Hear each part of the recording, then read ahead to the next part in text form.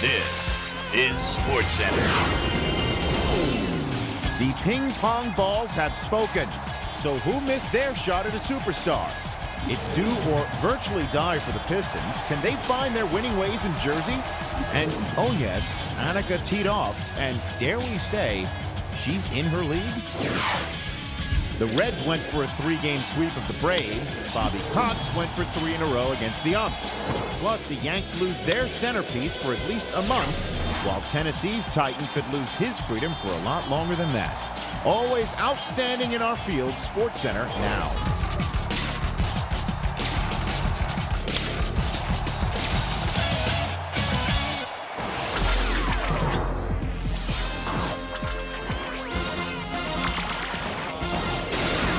The second pick goes to the Memphis Grizzlies. And that means that the first pick in the 2003 NBA draft goes to the Cleveland Cavaliers.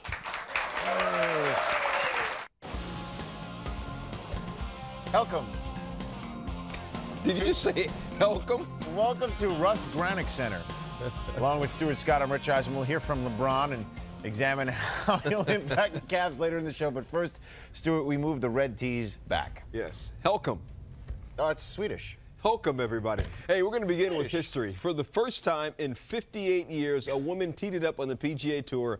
Annika Sorenstam said her goal was to shoot par. In essence, it would have shot down her critics, many of whom figured at best she'd put up a 75. Remarked Annika, every hole was like the U.S. Open on Sunday. Over 580 media credentials, quadruple what was handed out last year. Wouldn't you know it?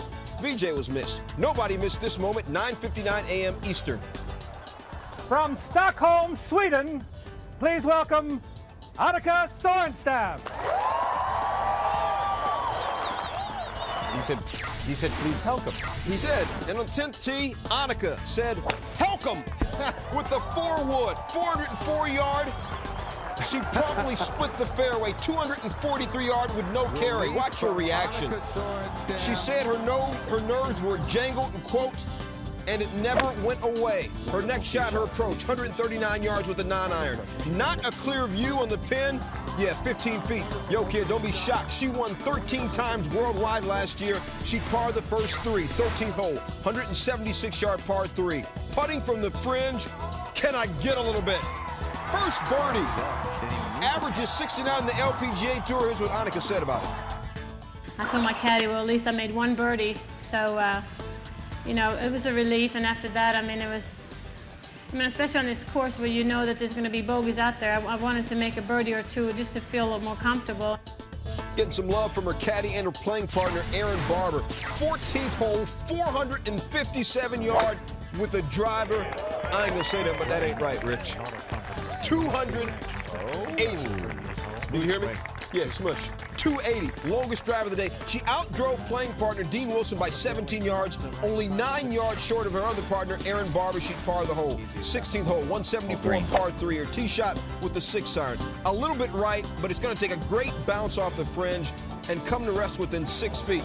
Now, Nick Price, the defending Colonial champion, said Annika played, quote, reeks of publicity. I will not give her score away, but I will tell you that Nick Price shot exactly the same score as Annika. On the same hole, her putt for birdie. Wouldn't like that one. Tap in for par. She remained 1 under. 3rd hole, 476-yard par 4. Remember, she played the back 9 first. Go ahead, Rich. And here she is on her final 9 holes. And the 3rd hole here, she didn't hit it anywhere close to where her playing partners did. But the question is, how is she going to be hitting these greens with sticks like 07 woods and get it close to the hole? Well, she did it right here on the 3rd hole, 476-yard par 4, longest par 4 in the course. She would par the hole. However, in what's called the horrible horseshoe, holes 3, 4, and 5, she would not emerge unscathed. The only time she missed a fairway on this day was right here on the 5th hole, 470-yard par 4, and her second shot, she's on the green, she's dancing, but a ways away, and this is for par, and her first PGA Tour bogey. She falls back to even par. 6th hole, par 4, 393 yards. Avoiding a second straight bogey, just does so using every inch of that cup. Final hole, par 4, 402 yards. Enjoying the walk up the fairway and putting for par to finish up even par. She couldn't do it. She finished up a 1 over 71. Still a phenomenal day with all the pressure on. Well-deserved high fives all around in the scorer's tent. So here's how things went for Annika Sorenstam. She completed her first 9 holes, 1 under par, made the turn in red numbers. But again, that horseshoe of 3, 4, and 5, apparently it took something out of her maybe. Certainly missing the fairway on that 5th hole was not very good. It led to her first of 2 bogeys of the day. And she is behind the projected cut right now, Stu. The projected cut is even par in this tournament, the Bank of America Colonial. I'm not used to these type of pin placements. I mean, they're so tucked in the corners, and obviously I'm hitting longer clubs in, and you know, it's you know, I wasn't really thinking about a score, but you know, I'm very pleased with 1 over. It's not level par, but you know, first day under these circumstances, it feels better than par for me. I'm all for seeing great golf, and she plays golf at a level that's fantastic. Just the way she goes about her business and hits the shot so solidly, and she just plays great. Hey, I'm not ashamed to lose to her. She was awesome. So, I mean, I'm sure there's a lot of guys that'll be behind her, and it's only 18 holes too. But I mean, she played well, and I wouldn't expect her to play any worse tomorrow. I mean, I teed off 10 minutes behind her today, and everybody out here is watching her. Everybody else is kind of under the radar. She's got all the attention on her. It's not that. I mean, she's playing. This is a huge thing. I mean, look at what she's doing. What she's done is she matched it better than some of the best names in the field, including former major winners Lee Janzen, Hal Sutton, Steve Elkington. Sorenstam shot 1 stroke better than Sergio, 2 better than Tom Lehman, and Bob Estes is only number 16 in the world.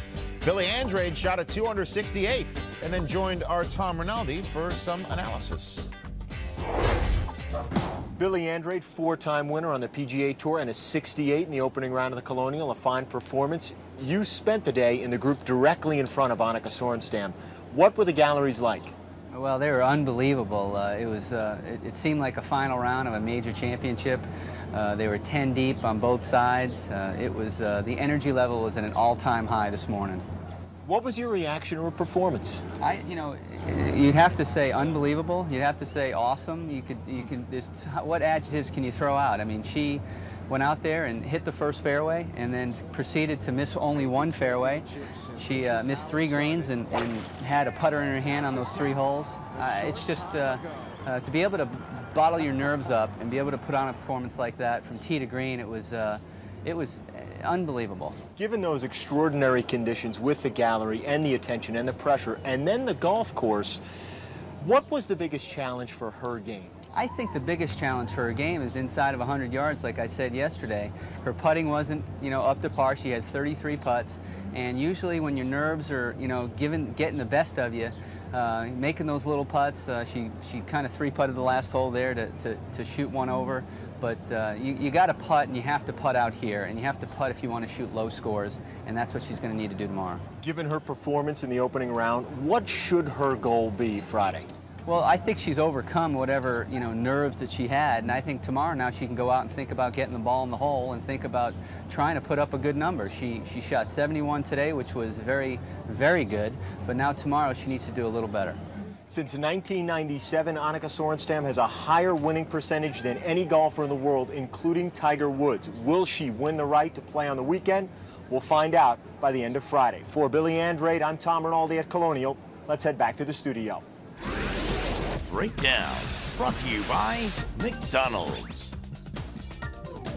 And Annika's last off the first tee tomorrow, about 10 minutes to 2 p.m. Eastern time. And obviously the other big story of the night is the Nets and Pistons in Game 3, and we're going to get to that in a moment. Yeah, we're also going to have a lot more Annika Sorenstam inside this edition of SportsCenter. The only time she stood in a bunker the entire day was to read a putt. Also, the Reds trying to make this one count, trying to do something to the Braves they haven't done in 7 years. And just when the Yankees get Jeter and Rivera back, another star will miss a significant amount of time. You will not want to miss details about that. And we will break down just how LeBron James, who really just made close to $100 million the last 2 days before the NBA draft lottery, will handle the pressure now. Stay with us.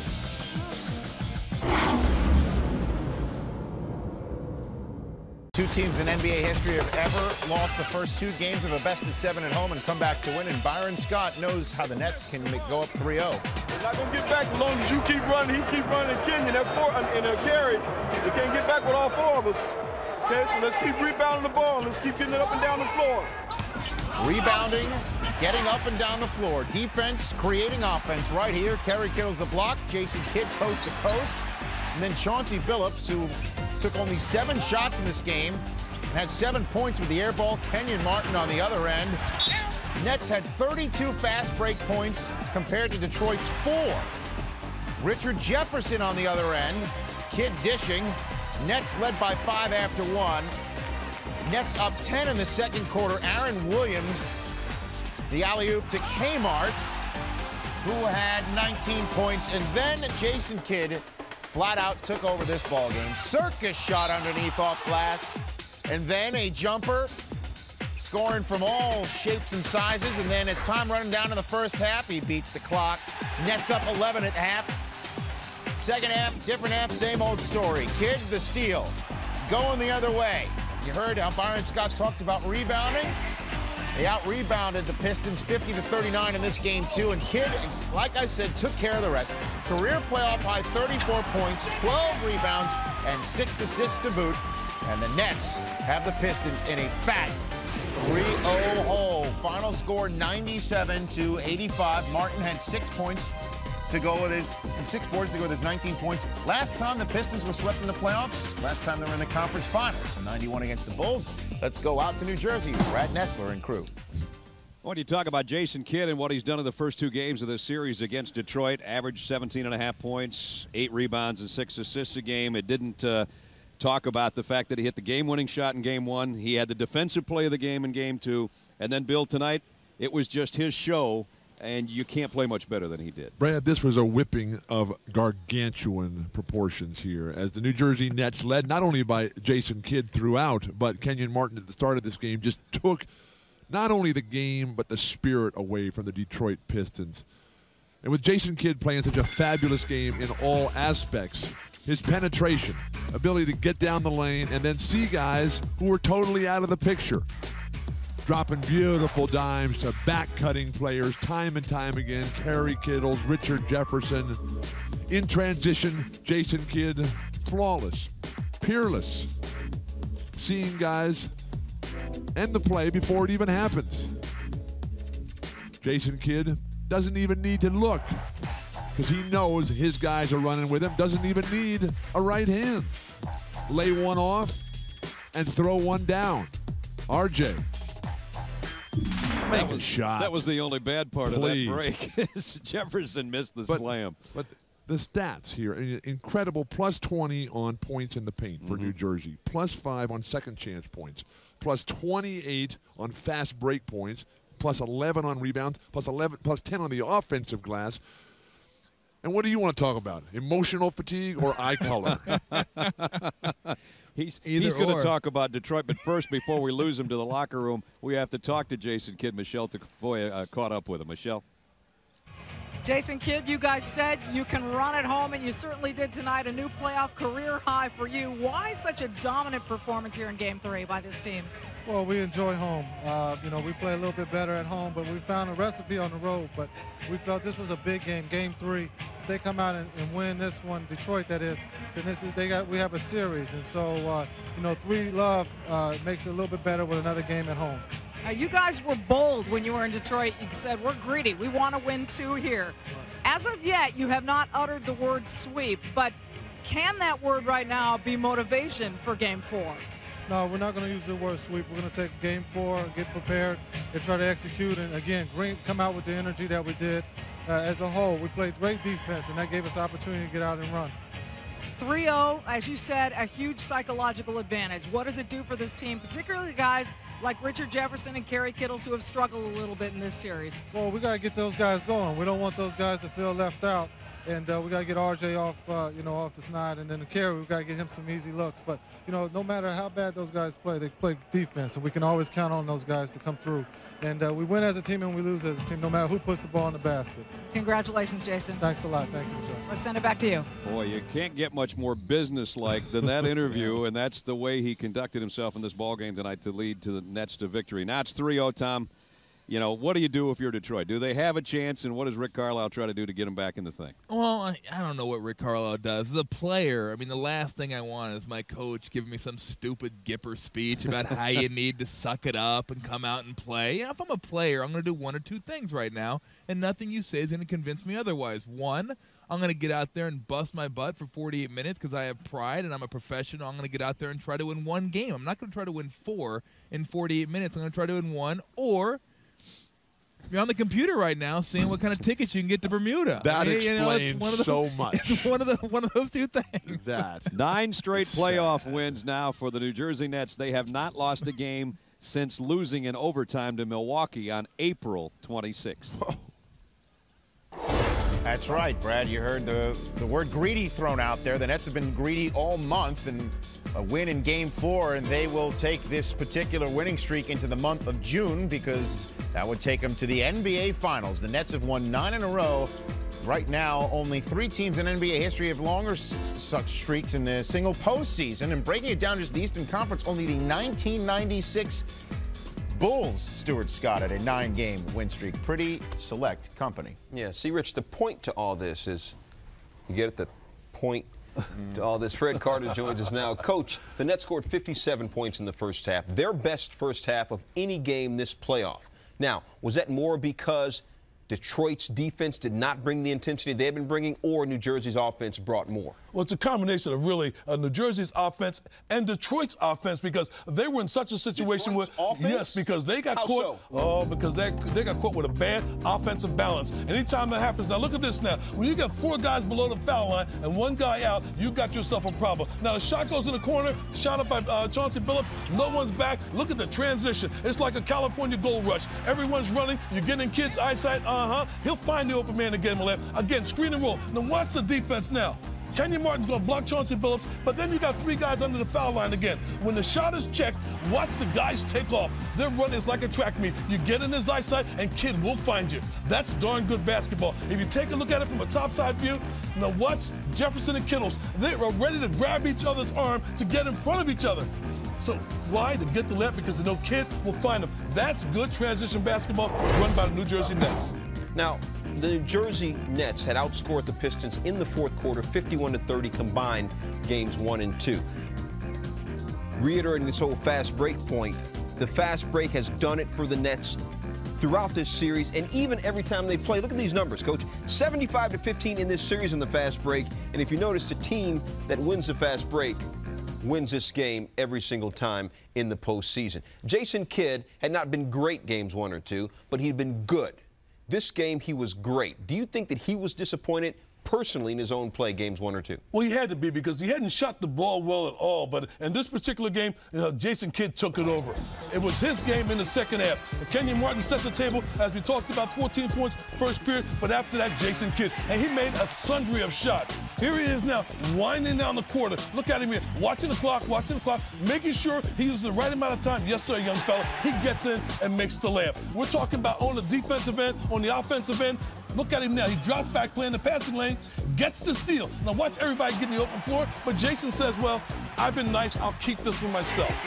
But he said, we're not going to use the word sweep, but that's what he said. We're not going to use the word sweep, and he said it anyway. All right, well, I'm not going to ask you, can the Pistons come back and win this series? Can the Pistons win Game 4 and force this thing back to Detroit? 1 word, yes or no? No. All right, 5 words, why not? They can't score. That was they can't score. They can't score. Sit tight, we're coming back to you. 3 words, very efficient. Rich? Well, now to the intrigue before the game and prior to tonight's NBA draft lottery. LeBron James truly hit the jackpot, signing a reported $90 million deal with Nike, meaning whichever actual NBA team drafts him will just provide him with supplemental income. And with all the sports business put aside, the true literal LeBron lottery took place tonight. The ping pong balls are popping with the richest teenager this side of Mary-Kate or Ashley up for grabs. Here's how it went down. The second pick goes to the Memphis Grizzlies. And that means that the first pick in the 2003 NBA draft goes to the Cleveland Cavaliers. Well, clearly Cleveland's biggest win of the year, and now they can work out LeBron to their heart's content. In fact, the Cavs already announced their intention to draft LeBron, no shocker. The first time since 1990 in which the worst team in the league actually won the NBA lottery. And pity poor Jerry West. He loses his #2 pick overall because one of his predecessors dealt Otis Thorpe to Detroit in 1997. That's how the Pistons get that pick. The rest of the lottery played out to form, 4 through 13, exactly as they were in the final standing. So no mystery there, and of course, no mystery as to who will go #1. He is with our Andy Katz. Well, this could not have turned out any better for the city of Cleveland and perhaps for LeBron James. The Cleveland Cavaliers, your hometown team, gets the #1 draft pick. No one saw your reaction in there, at least publicly. How did you react when you heard it? No, I think I'm really excited about joining the Cleveland Cavaliers. And right now we're looking for a coach. And once we find our coach, I'm going to get real acquainted with the coach and with the teammates. And we're looking forward to the upcoming season. Well, there was a time when you worked out for John Lucas. And after he got fired, I mean, there was some talk as whether or not you would want to play for Cleveland. Obviously, has your attitude changed toward that? Changed a lot, because this is a point in my life when it seemed like any team that I got picked for, I was ready to play. And now, you know, it's my hometown, and my friends get to watch me play, and my family, they ain't got to travel across the country just to come watch me play. I think it's going to be great, and I'm so excited about it. Growing up here, were you a fan of the Cavaliers? Yeah, early, and then, but that was the era during Jordan, so you couldn't be really nobody but the Bulls fan. There's a lot of pressure on you, maybe more so than any other #1 pick because of all the endorsement deals. How do you handle that kind of pressure? Well, pressure been following me my whole life, and I just feel like anything that I have to do to take the pressure off me, and that's just playing my game, and that's not hard at all. Now, a lot of these other high school players that have gone from high school to the NBA have taken a couple of seasons to get adjusted, even Kobe Bryant. Are you ready to contribute right away in the NBA? I think so. I think for my team that I'm at right now, I'm ready to contribute to whatever they need me to do. And just like I keep saying, I just want to get them better and better every year because we had an off year last year. How did you get ready, though, to play in the NBA, considering that you were playing with high school kids? But was it during the summer when you were playing with the pros? Well, there's really no way you can get ready for the NBA because I play high school basketball, even coming from college. There's no way you can get ready for the NBA. It's just try to prepare yourself as mentally as you can. You got all this money now. What are you going to do with your first $1 million? I'm going to buy my mom a house. In Cleveland or Akron? In Cleveland. Congratulations, LeBron. All right, thank you. Maybe have saved the Cleveland Cavaliers franchise. The #1 draft pick will be heard on June 26th. Who will take at #1? LeBron James out of Akron. At #2 and 3, it should go like this. Darko Milicic to Detroit. Carmelo Anthony to Denver. Toronto will look to Chris Kaman of Central Michigan. The Miami Heat need a point guard, so look for them to grab TJ Ford. The Clippers could go big with Chris Bosh from Georgia Tech. The Chicago Bulls take the local product, Wayne Wade out of Marquette. The Milwaukee Bucks could grab Kirk Heinrich from Kansas, and his teammate Nick Collison could go to the Knicks at #9. A surprise at #10, Victor Kriapa from Russia going to the Wizards. Luke Ridnour at #11 going to the Warriors. Michael Sweetney, a big man, going to the Sonics. He's out of Georgetown. And at #13 to finish the lottery, Reese Gaines of Louisville going to the Grizzlies. And Andy Katz joins us live now. And Andy, is it really possible that the franchise of Syracuse great Dave Bing will actually pass up on Carmelo Anthony? How's that going to happen? Well, the reason is Tony Ronzoni, the international scout for the Detroit Pistons, has really been selling Darko Milicic to Rick Carlisle and Joe Dumars, and every indication is that they are going to take Darko Milicic with the #2 pick. He's been overseas many times throughout the last couple of seasons scouting Milicic, so more than likely that's where they'll go. It'll be quite some pressure on the Pistons franchise if Carmelo blossoms in Denver. Now let's talk, of course, about LeBron James. He is playing in Cleveland, right near his home in Akron. And we just heard his interview with you in which he said that he's going to be playing near his family and his friends. There's probably some faction out there who believes that may not be the best thing for him. Would you agree with that?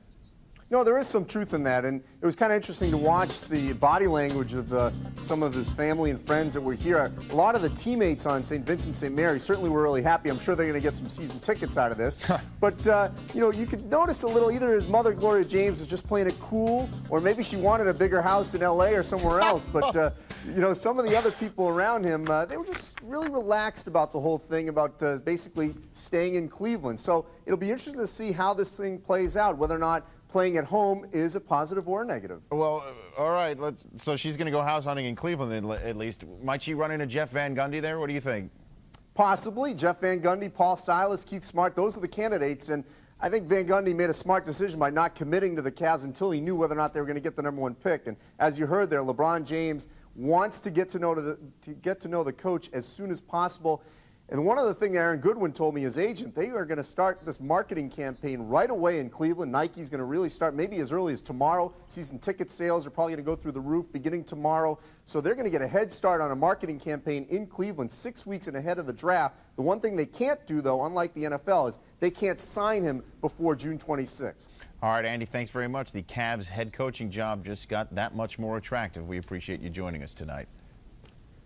Stu? Fred Carter hanging back with us. Fred, the last time a number 23 entered the NBA with this kind of skill, 1984 and Michael Jordan. Not this hype, but this skill. You were an assistant coach with the Bulls. You played horse with MJ every single day. When a player like this comes in, first practice, is he even remotely unsure of himself or even remotely apprehensive, or does he come in believing, I'm the best player in the court right now? Michael knew that walking into the gymnasium, and I was assistant coach under Kevin Lockery, and we stood on other ends of the floor watching this guy play, and amazed and astonished. Now, we had seen Elgin Baylor, Oscar Robertson, Jerry West, Earl Monroe, Dave Bing, all those guys, right? Michael astounded us with his competitiveness, his work ethic, and the way he played the game. Played it on a totally different level. Do you think LeBron will astound the Cavaliers and whoever their coach is and the players there now? Well, astound. I'm using that word. I won't say astound because keep in mind, he's still coming out of high school. There's going to be a rocky road for him, and I'm not talking ice cream. I'm talking bumps and grind. He's going to run into some contact, the physicality, because he has to run up against guys who are taller than he is, stronger and quicker. There's going to be a learning curve. He's got to be patient. People in Cleveland, be patient. LeBron, there is a precedent. Jordan's first year with the Bulls, he averaged 28 points, 6.5 boards, 6 assists a game. And he was good, too. Plus, he beat you in every game of horse, didn't he? And I didn't like that either. Coach will be on NBA tonight, 12:30 a.m. Eastern on ESPN2. Right after us on ESPN, you can catch LeBron James and Carmelo Anthony together on OTL Nightly with Bob Lee. That's immediately following SportsCenter, 12 a.m. Eastern on ESPN. Still ahead on SportsCenter. So far, the NBA's Western Shootout has been technically out of control. Are the Mavs still fuming the day after? It seemed as if Annika was the lone star in Texas on Thursday, but beyond the crowds, her greatest support came from an unexpected source. I gave her a high five after her first birdie, and then I'm like, I've never done that before in a PGA Tour event. And Albert Pujols and the Cards play the rubber match in Houston. Would everybody keep their canes to themselves?